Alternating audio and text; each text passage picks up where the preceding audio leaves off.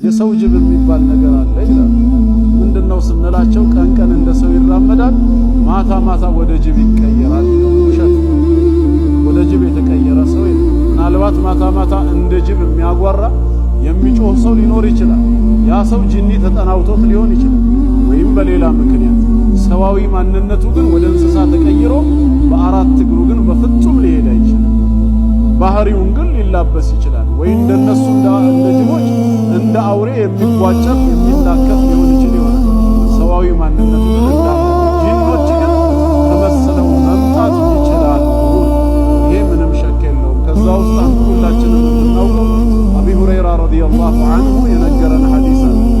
ወከለኒ ረሱሉላህ ሰለላሁ ዐለይሂ ወሰለም ቢሕፍዝ ዘካት ረመዳን፣ የረመዳንን ዘካተል ፊጥር በኃላፊነት እንድጠብቅ የአላህ መልእክተኛ እኔ ላይ ኃላፊነቱን ጣሉ። ታዲያ በአንድ ሌሊት ፈአታኒ አቲን፣ አንድ ሌባ መጣ። ፈጀዐለ የሕሱ ሚነ ጣዓም፣ ከምግቡም መያዝ መዝገን ጀመረ። ፈአኸዝቱሁ፣ ወዲያው ያስኩት። ወቁልቱ፣ አልኩት ወላሂ ለአርፈዐነከ ኢላ ረሱሊላሂ ሰለላሁ ዐለይሂ ወሰለም፣ ወደ አላህ መልእክተኛ እጅህን ይዤ ወስደሃለሁ አልኩት። ቃለ ኢኒ ሙሕታጁን፣ እባክህ ተወኝ፣ እኔ አስፈልጎኝ ነው፣ ተቸግሬያለሁ። ወዐለየ ዕያሉን፣ ቤተሰቦችም አሉብኝ። ወሊየ ሓጀቱን ሸዲዳ፣ ብርቱ የሆነ ችግር ስለገጠመኝ ነው አለኝ።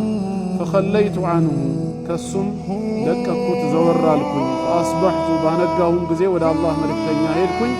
ፈቃለ ነቢዩ ሰለላሁ ዐለይሂ ወሰለም ያ አባ ሁረይራ ማ ፈዐለ አሲሩከ አልባሪሐ፣ አባ ሁረይራ ወይ የማታው ምርኮኛ ምን አደረገ አሉኝ።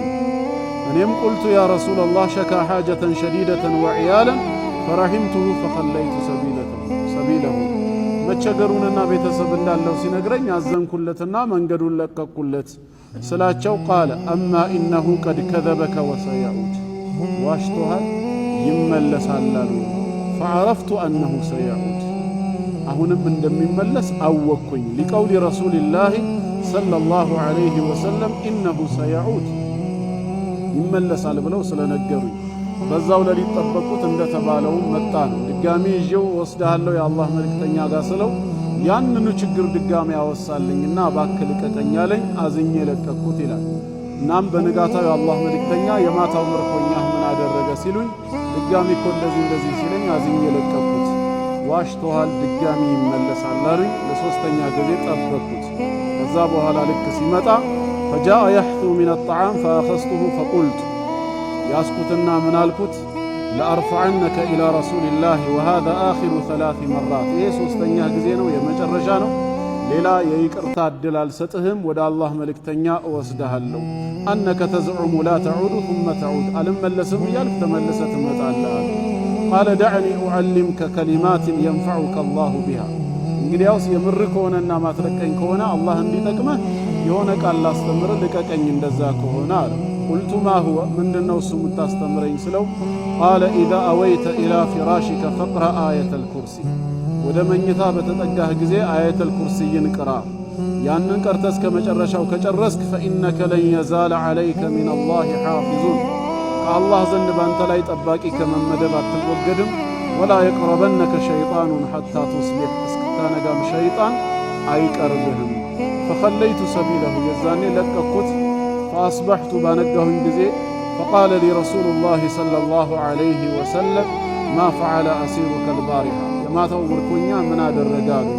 ቁልቱ ያ ረሱለላህ ዐለይሂ ሰላቱ ወሰላም ዘዐመ አነሁ ዩዓሊሙኒ ከሊማትን የንፈዑኒ አላሁ ቢሃ፣ አላህ ሊጠቅመኝ የሚችልበትን ቃላት ላስተምር ብሎ ሞገተ። እኔም በዛ ሰበብ ፈኸለይቱ ሰቢለሁ፣ ለቀኩት።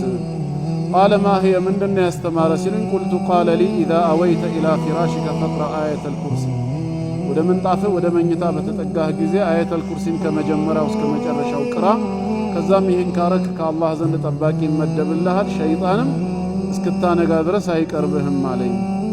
እና ያው እነሱ ለኸይር ነገር ለዕልም የዛኔ ይጓጉ ስለነበር ማለት ነው። ፈቃለ ነቢዩ ሰለላሁ ዐለይሂ ወሰለም አማ ኢነሁ ቀድ ሰደቀከ ወሁወ ከዙብ፣ እሱ በባህሪ ውሸታም ሆኖ ሳለ የነገረህ ነገር ግን እውነት ነው አሉ። ከዛም ቀጠሉና ተዕለሙ መን ቱኻጢቡ ሙንዙ ሰላሲ ለያሊን ያ አባ ሁረይራ፣ በእነዚህ 3 ሌሊቶች ግን ከማን ጋር እንደነበረ የምትነጋገረው ታውቃለህ እንዴ ሲሉት ቃለ ላ ማንነቱንማ አላውቀውም ሲል ቃለ ذاك ሸይጣን ሸይጣን እኮ ነው በሰው ተመስሎ መጥቶ ማለት ነው